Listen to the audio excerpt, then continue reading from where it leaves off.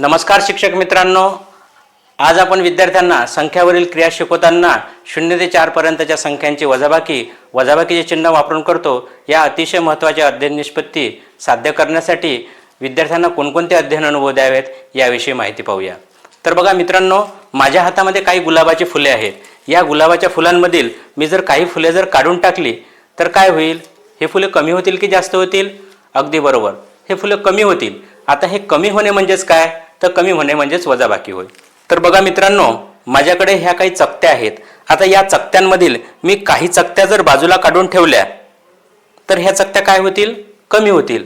आता हे कमी होणे म्हणजे काय? तर हे कमी होणे म्हणजे सुद्धा वजाबाकी होय। तर बघा मित्रांनो, माझ्या हातामध्ये काही चिन्ह आहेत। यापैकी वजाबाकीचं चिन्ह कोणतं आहे? बरोबर, माझ्या या हातातील जे चिन्ह आहे ते वजाबाकीचं चिन्ह आहे। म्हणजे अशा प्रकारे आपण विद्यार्थ्यांना वजाबाकी म्हणजे काय, तर वजाबाकीच्या चिन्हाची आपण अशा प्रकारे ओळख करून देऊ शकतो। तर बघा मित्रांनो, 0 ते 4 पर्यंतच्या संख्यांची वजाबाकीचे चिन्ह वापरून विद्यार्थी करतो। ही इयत्ता 3री ते 5वी मधील अतिशय महत्त्वाची अध्ययन निष्पत्ती आहे। तर ही अध्ययन निष्पत्ती आणखी दृढ करण्यासाठी आपण राजू नावाच्या मुलाची गोष्ट बघूया। तर राजू नावाचा एक मुलगा असतो, त्याला गोड पदार्थ खूप आवडतात आणि त्याची आई त्याच्यासाठी असे गोड गोड पदार्थ नेहमी करत असते। तर एके दिवशी राजूची आई राजूसाठी लाडू तयार करते। तर बघा, त्याच्या घरामध्ये 4 सदस्य असतात आणि राजूची आई त्याच्यासाठी अशा प्रकारे 4 लाडू तयार करते। आता हे 4 लाडूमध्ये एक राजूच्या हिश्श्याचा लाडू असतो, एक बाबाच्या हिश्श्याचा असतो, एक आईच्या हिश्श्याचा आणि एक ताईच्या हिश्श्याचा। तर राजूची आई राजूला राजूच्या हिश्श्याचा लाडू देऊन टाकते आणि राजू तो लाडू खाऊन टाकतो। आणि जे उरलेले लाडू असतात, उरले किती लाडू? बघा, राजूच्या आईने तयार केले 4 लाडू, त्यापैकी एक राजूच्या हिश्श्याचा लाडू राजूला दिला, म्हणजे उरले किती लाडू? 3 लाडू उरले। तर राजूची आई हे उरलेले 3 लाडू एका बरणीमध्ये ठेवून आई शेतावर कामाला निघून जाते। त्यानंतर राजू खेळायला बाहेर निघून जातो, परंतु राजू खेळून आल्यानंतर त्याला खूप भूक लागते आणि त्याला असं वाटते आता आपण एक गंमत करूया, आपण आपल्या ताईची गंमत करूया। आपण काय करू? ताईच्या हिश्श्याचा जो लाडू आहे तो आपण खाऊन टाकू। म्हणून राजू काय करतो? ताईच्या हिश्श्याचा जो लाडू असते तो ताईच्या हिश्श्याचा लाडू खाऊन टाकतो। त्याला तो लाडू खूप आवडतो आणि परत तो खेळायला निघून जातो। परत तो खेळून आल्यानंतर पुन्हा दमतो आणि परत त्याला असं वाटते मग आता आपण आईच्या हिश्श्याचा लाडू खाल्ला तर काय होईल? मग आपण आईच्या हिश्श्याचा सुद्धा लाडू खाऊन टाकूया।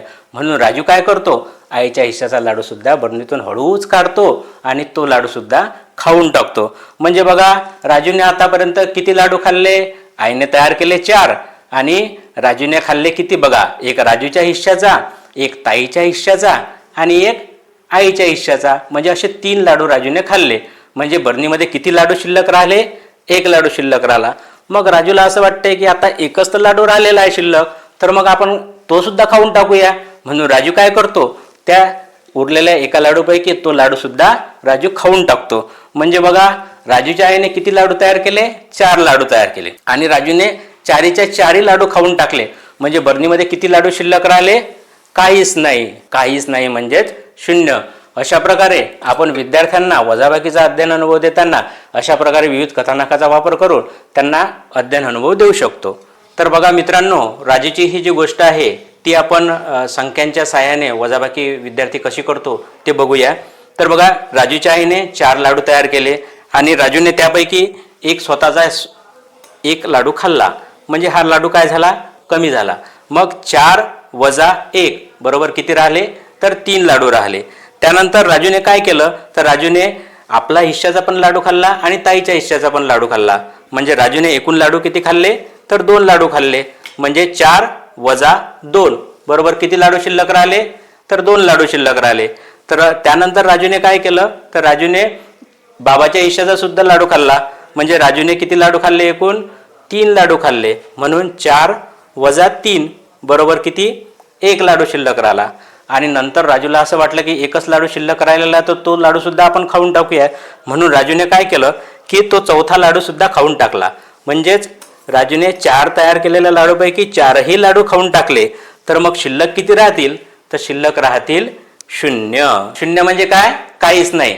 म्हणजे बरणीमध्ये एकही लाडू शिल्लक नाही, त्यालाच म्हणतात 0। तर अशा प्रकारे आपण 0 ते 4 पर्यंतच्या संख्यांची वजाबाकी विद्यार्थ्यांना वाचनपाठीच्या सहाय्याने अधिक दृढ करू शकतो। धन्यवाद।